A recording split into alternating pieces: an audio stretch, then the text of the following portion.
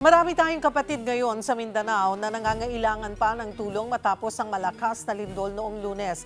Kaugnay niyan makakausap natin si DSWD Spokesperson Assistant Secretary Irene Dumlao. Magandang tanghali po sa inyo, ASEC. Magandang tanghali, Cheryl. Magandang tanghali din po sa lahat ng sumusubaybay ng iyong programa. ASEC, magmula po noong Lunes, kumusta na yung relief efforts ng DSWD sa mga apektadong lugar, partikular na nga po sa Sarangani at General Santos City? Cheryl, nagpapatuloy ang humanitarian assistance at disaster response operations ng DSWD. And yan po ay tinitiyak natin na walang delay sa pagpapahatid ng tulong. Sa katunayan nga po, nasa mahigit 55 million pesos worth of humanitarian assistance na ang naipahatid natin sa mga kababayan natin na naapektuhan. Yan po yung binubuo ng family food packs, ready-to-eat food boxes, non-food items, and financial assistance. We've also deployed our mobile command center, our mobile kitchens para may provide po na hot meals sa mga kababayan natin na sa mga evacuation centers. Gayon din po, nakapagpahatid na tayo ng karagdagan pa ng mga family food boxes and mga non-food items dyan naman po sa Jose Abad Santos sa Davao Occidental at gayon din sa Glan Sarangani. And sabi ko nga po, nagpapatuloy pa rin po yung isinasagawa nating pagpapahatid ng tulong. Mhm. Okay, sabi nyo nga po ay agaran, pero parang ASEC, sabi niyo po worth 55 million, parang medyo may kaliitan pa po yun. Para sa laki ng damage or dami ng pamilyang naapektuhan po. Yes. Matatandaan, Cheryl, na ang unang nagpapahatid kasi ng tulong ay ang mga local government units. Meron din po silang sariling mga relief items na idinidistribute. DSWD comes in to augment their resources. Kaya makikita nyo po na nagpapadala tayo ng mga karagdagang mga food boxes to replenish yung mga nauna na natin na preposition na ginamit na rin po ng mga local government units na distribute na rin po doon sa kanilang nasasakupan. It might appear small, Miss Cheryl, but actually ito ay katumbas na rin ng marami pong mga family food packs at mga non-food items na naipamahagi natin. Some food items have already reached yung pong mga lugar, halimbawa sa Glan Sarangani na nakarating na yung mga karagdagang food boxes, mahigit 20,000 po iyan, and may pasunod pa po ng mga additional 60. But these ones have already been brought to the local government unit and then ito ay i-distribute na rin po ng kanilang lokal na pamahalaan. I'd just like to mention that we were able to ferry these additional food boxes with the help of the Philippine Air Force and the Philippine Coast Guard na siya namang pong nagdala ng mga karagdagang supply sa mga island municipalities and upland communities. Mayroon na po ba kayong detalye or data kung gaano karaming family food packs ang talaga pong naabot na ng ito pong ibinibigay po ng DSWD?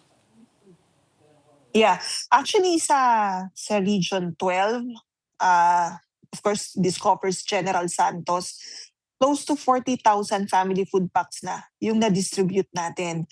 Doon naman po sa Region 11 sa Davao Occidental, nasa close to 15,000 family food packs na rin po yung na-distribute natin.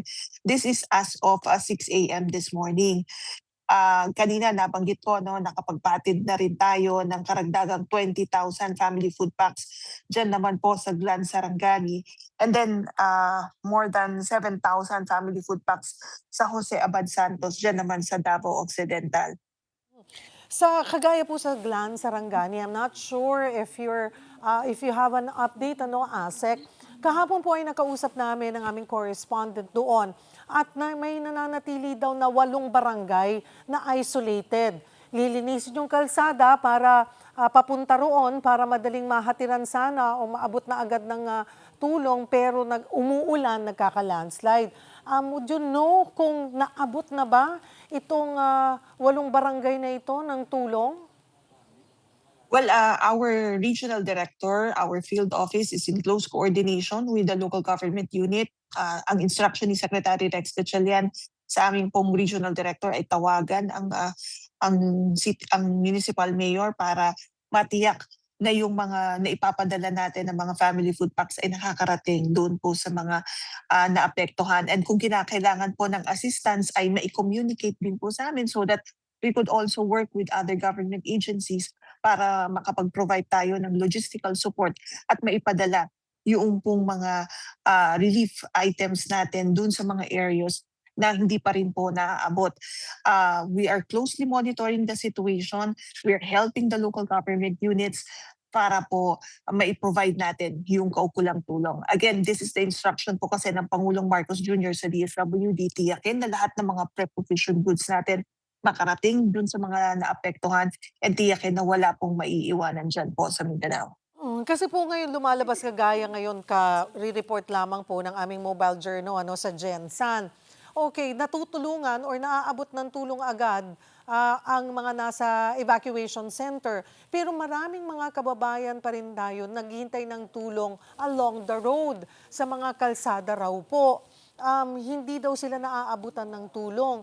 Ngayon kung sabi nyo nga po maaari naman palang magbigay ng logistical support ang DSWD, abay hindi ho ba lumalapit sa inyo ang local government ng Gensan? Kasi nagmi-meeting pa raw po kung paano ipaaabot yung tulong eh. Yes, we are in close coordination with the local government units. Tayo rin ay nagsa-strategize ng papaano maipahatid yung tulong dun sa mga iba pa nating mga kababayan. I am certain na inaayos po nag-identify ng strategic location for the distribution. Pwedeng pag-usapan kasi kung dalhin itong mga residents po ay tawagin na lang natin in one distribution site or pumunta doon sa designated evacuation center.